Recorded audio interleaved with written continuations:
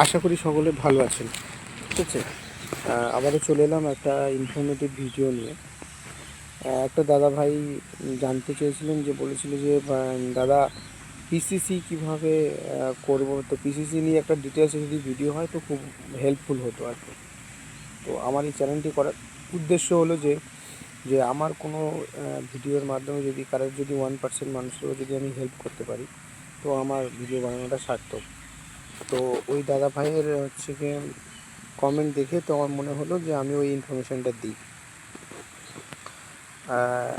যারা হচ্ছে ভারত এবং বাংলাদেশের মানে ইন্টার কান্ট্রির মধ্যে যারা ম্যারেজ করছেন, মানে যাদের বিবাহ দুটো দেশের মধ্যে, হাজব্যান্ড ওয়াইফের মধ্যে কেউ একজন ইন্ডিয়ান একজন বাংলাদেশি, তো সেক্ষেত্রে ম্যারেজ রেজিস্ট্রেশন করার পরে আপনাদের যে ম্যারেজ সার্টিফিকেট সেটা ঢাকায় অবস্থিত ইন্ডিয়ান হাই কমিশন থেকে অ্যাটেস্টেড করা লাগে। তো সেই অ্যাটেস্টেড করার জন্য 3টে ডকুমেন্টস এই মুহূর্তে ইন্ডিয়ান হাই কমিশন চাইছে। তার মধ্যে একটা হলো পুলিশ ক্লিয়ারেন্স সার্টিফিকেট। তো পুলিশ ক্লিয়ারেন্স সার্টিফিকেট এটা হচ্ছে, প্রথমে ইন্ডিয়ার কথাটাই বলি। ইন্ডিয়ান পুলিশ ক্লিয়ারেন্স সার্টিফিকেট অনেক রকমের হয়, কিন্তু এই ক্ষেত্রে আপনার এই ম্যারেজ সার্টিফিকেট অ্যাটেস্টেশনের জন্য যে পুলিশ ক্লিয়ারেন্স সার্টিফিকেটটা রিকোয়ার্ড, সেটা হলো পাসপোর্ট সেবা কেন্দ্র থেকে পুলিশ ক্লিয়ারেন্স সার্টিফিকেট লাগবে। এবার বলি কিভাবে করবেন এটা। প্রথমত এটি আপনি চাইলে আপনার নিজের ফোন থেকে করতে পারেন। আমি নিজেও সেটা করেছিলাম। পাসপোর্ট সেবা কেন্দ্র ওয়েবসাইটে ঢুকবেন, সেখানে দেখবেন অ্যাপ্লিকেশন ফর পিসিসি এরকম অপশন পাবেন আপনি, পিসিসি অ্যাপ্লিকেশনের জন্য। সেখানে ঢুকে এলে আপনার ডিটেলস যা যা চাইবেন, একদম বেসিক একটা অ্যাপ্লিকেশন, আপনার নাম, আপনার অ্যাড্রেস সব দেবেন। একটা জায়গা আসবে কোন কান্ট্রির জন্য করছে, কারণ পাসপোর্ট সেবা কেন্দ্র থেকে মূলত ফরেন কান্ট্রিতে ইউজ করার জন্যই পিসিসি প্রদান করে।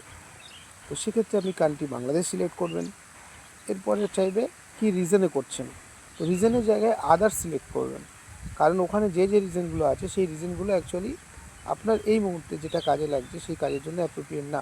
ওখানে ভিসা, ওয়ার্ক পারমিট, এরকম অনেকগুলো মানে রিজন দেয়া, তো সেইগুলোর আপনার কোনোটাই নয়। তো সেই জন্য আদার্স সিলেক্ট করবেন, এবং ওখানে তখন আদার্স যখন সিলেক্ট করবেন আপনাকে একটা রিমার্কস লিখতে বলবে।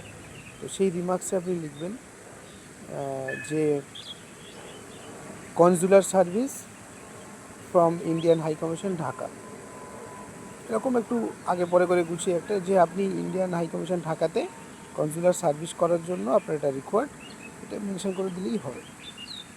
দিয়ে আপনি অ্যাপ্লিকেশন করে দেবেন। অ্যাপ্লিকেশন ফিল আপ করে সাবমিট করার পরে আপনার ওই সময় একটা অ্যাপয়েন্টমেন্ট নিতে হবে। সেই অ্যাপয়েন্টমেন্টের ডেট শো করবে, আপনি আপনার মতন চুজ করতে পারেন। সেটা করতে হবে আপনার কোনো নিকটবর্তী পিএসকে, মানে পাসপোর্ট সেবা কেন্দ্র, সেখানে শো করবে কোন পাসপোর্ট সেবা কেন্দ্র সেটাও শো করবে। তো আপনি একটা পাসপোর্ট সেবা কেন্দ্রে একটা নির্দিষ্ট ডেট এবং নির্দিষ্ট সময়, তো সেই সময়ের মধ্যে একটা অ্যাপয়েন্টমেন্ট ডেট সিলেক্ট করে আপনার সুবিধা মতো করে 500 টাকা একটা অনলাইনে চার্জ, ফিজ হচ্ছে আপনার সার্ভিস চার্জ পে করা লাগে, অনলাইনেই পে করতে হবে। মানে আপনি 500 টাকা চার্জ দিলেন, দিয়ে একটা নির্দিষ্ট ডেটে আপনার অ্যাপয়েন্টমেন্ট হলো কোনো নির্দিষ্ট একটা পিএসকেতে, মানে পাসপোর্ট সেবা কেন্দ্রে। এবার ওই দিন আপনার যাবতীয় অরিজিনাল ডকুমেন্টস আপনি সঙ্গে নিয়ে, আর যে অ্যাপ্লিকেশানটা করেছেন এই অ্যাপ্লিকেশানটার একটা প্রিন্ট আউট নিয়ে চলে যাবেন নির্দিষ্ট ওই তারিখে, যে তারিখে আপনি অ্যাপয়েন্টমেন্ট নিয়েছেন সেই তারিখে এবং সেই সময়ের মধ্যে আপনার নিকটবর্তী যেখানে আপনি যে পাসপোর্ট কেন্দ্রে আপনি অ্যাপয়েন্টমেন্টটা নিচ্ছেন, সেখানে যাওয়ার পরে তারা আপনার ডকুমেন্টস অনেকের ভেরিফাই করে, ওরা দেখে সব ডকুমেন্টস, অনেকে দেখে না, এটা ডিপেন্ড করছে সেই অফিসারের ওপরে।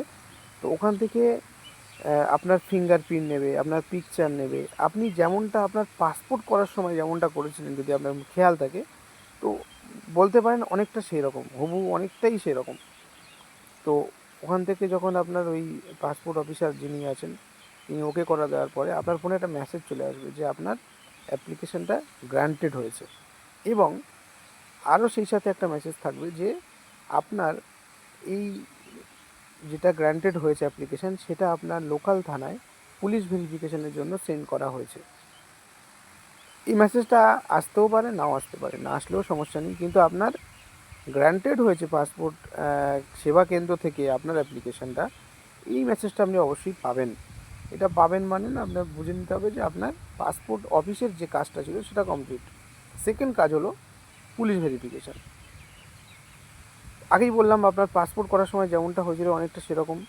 তো সেম আপনার পাসপোর্ট করার সময় যেমনভাবে আপনার লোকাল থানায় ডেকে একটা পুলিশ ভেরিফিকেশান হয়েছিল, তেমনই একটা পুলিশ ভেরিফিকেশান হবে।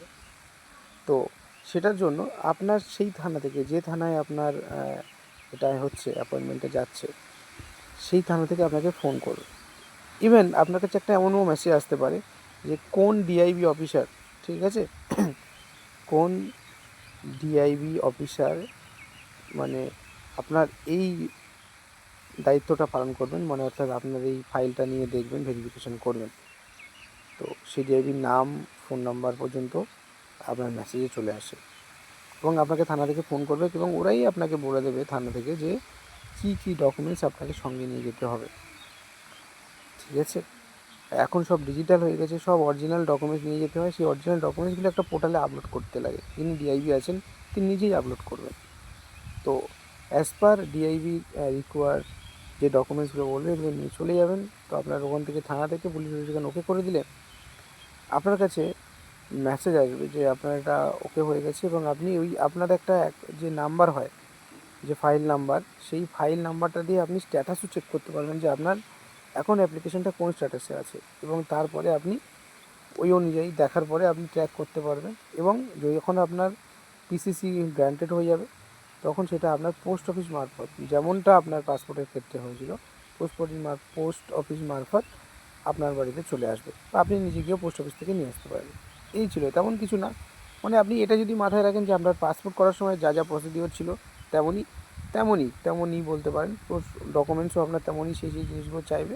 আপনার নামে কোনো কেস আছে কিনা ওরা দেখবে, দেখে ওরা কখনো কখনো 2 কপি দেয়, কখনো কখনো 1 কপি একটা আপনার একটা পুলিশ ক্লিয়ারেন্স সার্টিফিকেট দেবে। সেখানে 6 মাসের ভ্যালিডিটি মেনশন থাকে, কান্ট্রি মেনশন থাকবে বাংলাদেশ। তো আপনি এটা ওই একটা করে যদি 2 কপি পান, একটা আপনি হাই কমিশনে জমা দেবেন, একটা আপনি রেখে দিতে পারেন। ইন ফিউচার 6 মাসের মধ্যে যদি বাংলাদেশের অন্য কোনো কাজে আপনার লাগে তো আপনি লাগাতে পারবেন। এই ছিল ভিডিওটা। আর যে দাদাভাই কমেন্ট করেছিল, ধন্যবাদ আপনাকে কমেন্ট করার জন্য। এরকম যদি কোনো রকম কোনো মানে আপনার ইনফরমেশান জানার থাকে তো আপনি কমেন্ট করে জানাতে পারেন। আমি অবশ্যই, আপনারা জানাতে পারেন, আমি চেষ্টা করব আমার যতটুকু আমার নলেজে আছে এবং আমার অভিজ্ঞতায় যতটুকু আমি জেনেছি সেটা আপনাদের সঙ্গে শেয়ার করব। ধন্যবাদ।